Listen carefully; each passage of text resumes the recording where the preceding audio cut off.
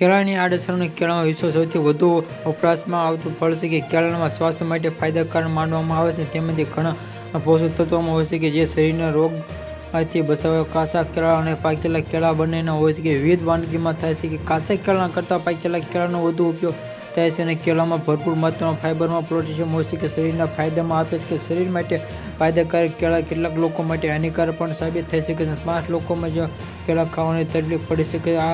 આવો જાણીએ કે આ 5 સમસ્યાઓને પીડાતા લોકોને કેળાનું સેવન કરવાનું ટાળવું જોઈએ. 5 સમસ્યાઓના કારણે ભૂલથી પણ કેળા ન ખાઓ. એલર્જી છે કે લોકોને કેળાની એલર્જીમાં છે તેમાંથી કેળા ન ખાવા જોઈએ અને ટેસ્ટમાં સિવાય જોઈએ. કેળા ખાવાથી ત્વચાને ખંજવાળ આવે છે, શ્વાસમાં લેવામાં તકલીફ, ત્વચાના લાલ નિશાનો દેખાય છે. સમજી લો કે આ લેક્ટિન તમારા યોગ્ય નથી. ડાયાબિટીસ. કેળામાં નેચરલ સુગર વધારે હોય છે કે ડાયાબિટીસ ધરાવતા લોકોને કેળું સેવન કરવાનું ટાળવું જોઈએ. ડાયાબિટીસ. કેળું ખાવાથી બ્લડ સુગર લેવલ વધી શકે છે અને કિડનીમાં સમસ્યા. અને કેળામાં પોટેશિયમ વધુ માત્રામાં હોય છે અને કિડનીની સમસ્યા લોકોને ખાવાનું ટાળવું જોઈએ.